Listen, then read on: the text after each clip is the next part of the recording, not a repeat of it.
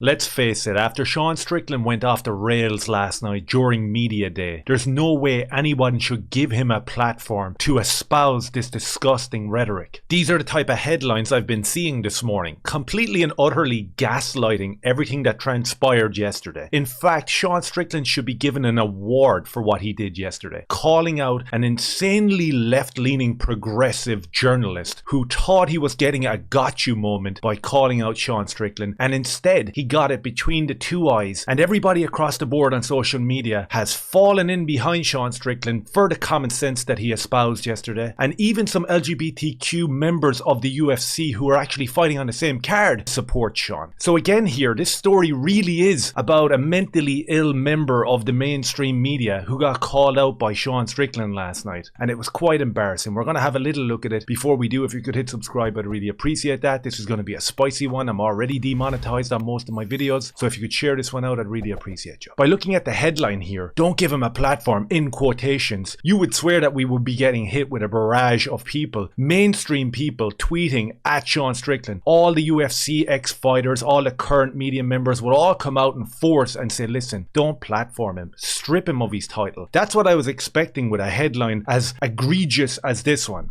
When you scan down into it, they cover the back and forth with this nutjob who was asking this question yesterday, and we'll get to him in a minute. I'll show you his profile, and again, you can tell from the profiles of these dudes exactly where they are. You know, therapy is needed, some medication, something like that. So you have a couple of generic tweets here. Oh, 2 weeks ago he was crying on a podcast for not receiving love from his father. Now his response to someone asking whether you could unconditionally love your son, "You're a weak man." It's like, okay, bro.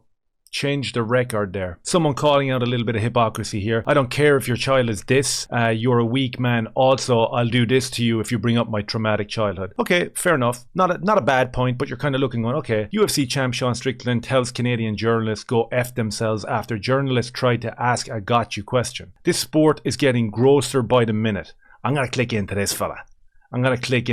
Morning Report, Brian Campbell, him and Luke Thomas. I could have imagined during this press conference last night when this blue-haired freak started asking these questions of Sean Strickland, the likes of Luke Thomas, Ariel Helwani, and this gimp here, Brian Campbell, were wetting themselves. They were creaming all over the place going, oh yes, finally someone's going to put him in his place. What they don't realize, or maybe they do but they're just too terrified to admit it, is that the majority of normal, common sense driven people do not agree with you, Brian Campbell and Luke Thomas. Nobody agrees with your absolute insane takes, bringing identity politics into sports at every given moment. Absolutely vile piece of shit, that dude. This sport is getting grosser by the minute. Bro, calm down. Here we have Megan Anderson, ex-UFC fighter and now plays video games online or some shit like that. I understand from the journalist's point of view asking these type of questions and not shying away from these topics, etc. You can tell the type of journalist that brings up topics like this. These are the type of people that don't get sunshine on their skin, maybe a bunch of cats hanging around the house. Their entire life revolves around the echo chamber of Twitter, which they think is real life because they've got like 2,000 people following them that espouse the same sort of mentally ill sentiments towards these people. But it's not the real world, bro. It ain't the real world. Go outside and touch grass. However, when you have someone like Sean who is confrontational, at times volatile, and has very polarizing beliefs, maybe don't give him a platform asking these questions. Holds very polarizing beliefs. I would put money on the bet that the majority of the populace hold these exact same beliefs. They're not polarizing, they're the majority. They're not outlandish, they're not from the past, they're not misogynist, they're not any-ists or phobes or any of that shit that you want to point at him. They're literally what normal people think. Okay? He might be just a little bit brash on the way he delivers his message, but it's what normal people think. Trust me. So I would stay off Twitter, I would stay off Reddit, and I would stay away from these soy-filled blue-haired freak journalists. This guy Strickland is a legend. Free speech, my man, telling morons how it is. Great to be an American patriot. We got your back. This is truth speaking. Who isn't selling their soul for this bullshit the world is trying to push and promote onto people, especially kids. But of course, soy boys of this country will have their feelings hurt. The truth hurts. Sean is 100% on what's going on in this sick world. And here we finally have maybe 1 out of 20 comments that were shown from absolute nobodies. And one comment says, sad comments from the world champion. He shouldn't be given a platform to spread hate. As soon as you hear the word hate, you know what you're dealing with. It's almost like the pronouns in their bio. You know what you're dealing with straight away. I hope he loses Saturday and goes back to obscurity. What? Typical response. So here you have a mainstream MMA outlet running with the headline, don't give him a platform. Then they proceed to show like 10 or 12 tweets from absolute nobodies, and out of the 10 or 12 there's like 2 left-wing nutjobs in there saying deplatform him. Of course that's what they would say because they're against free speech. Of course they want these accolades that he earned to be taken off of him. That's what these Marxists do. They come in, they never build anything for themselves, and they try to take what other people have, and they try to do it with shame and hate and all these type of politically correct maneuvers that the government backs, especially if it's Trudeau or if you're living in one of the other communist Marxist countries like I am. They're going to get behind that stuff. If this was in Ireland or the UK, the government would be going after Sean Strickland right now and he would be getting stripped and possibly arrested. He's lucky that he's an American. He's lucky that he lives in somewhere that actually has free speech. It makes it all the more enjoyable when you see the likes of this guy, Alexander K. Lee, the guy who put the question to him, the gotcha question, the guy who was waiting 6 years to ask this question. You could almost guarantee that there was something going to be pinned. If it wasn't pronouns in the bio, it was going to be this. Look, with UFC 290 Cent main event in Toronto announced, a reminder, little pointy finger down to, these women are women. No, they're not, bro. No, they're not.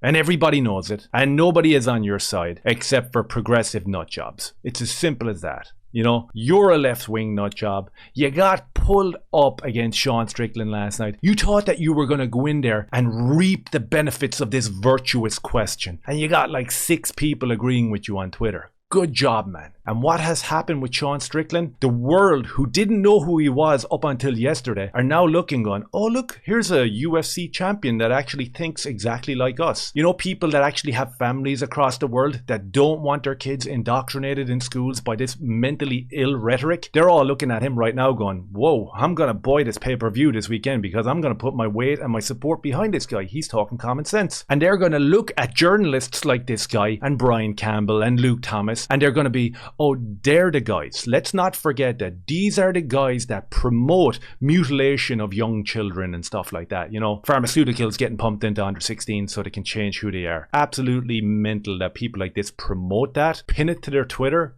and actually try to call out someone like Sean Strickland. It's so funny. It's so enjoyable. He got it between the 2 fucking eyes, and you love to see it. In opposition, are you? I don't know how to phrase that. You got like, yeah. Well, I don't know how I'm going to phrase that. The dude was like panicking. He didn't know how to answer Sean Strickland. All he was thinking about was how many retweets he was going to get and how many pronoun in the bio brigades were going to come in behind him and be like, bro, you did amazing for the community, because you are an ally at the end of the day. well, I did want to ask. Did you vote for Trudeau?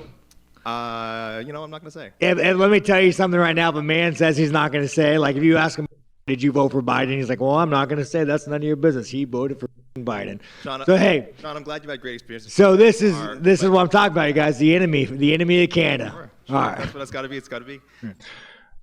If that's the way it's got to be, that's the way it's got to be. So this guy promoted the likes of Trudeau during the pandemic when people came out and peacefully protested and had their bank accounts taken over by the government, and their money and their wages that was there to provide for their family was taken off of them because of freedom of speech. And this guy is like, if that's the way it's got to be, that's the way it's got to be. Okay, we know right off the bat who you are, what you stand for, and you should have just breezed over this question, not even answered it, instead of getting into the engagement back and forth, because this guy was loving it, as I said, because he was thinking like, imagine the support that's going to roll in for me here off the back of this. I'm going to have all the drag story time guys being like, bro, you're just a voice for our community. It's so great to see it interjected into the UFC. We need to stop this freedom of speech. We need to stop these patriots. So this guy was creaming himself. He was nervous. He was all over the shop. The fact that you have no backbone and has he shut down your country and seized bank accounts? You ask me some stupid like that, go yourself. Move the on, man. That doesn't really answer the question, but I did want to. Yes, that's all I'm going to play because, as I said, I'm demonetized already. If I play the actual interaction, God knows what can happen to the channel. But I think that says enough right there. He says that you're a coward. Go F yourself. get out of here. That encapsulates the majority. Let's just remember that. What Sean Strickland did last night encapsulates how the majority of people feel, but have been terrified to say out loud because of the threat of cancellation. Some people aren't frightened of it. Sean Strickland isn't frightened of it, and neither am I. So for cowards and left-wing nutjobs like this Alexander Lee or whatever the fuck his name is, get the fuck out of here, you asshole.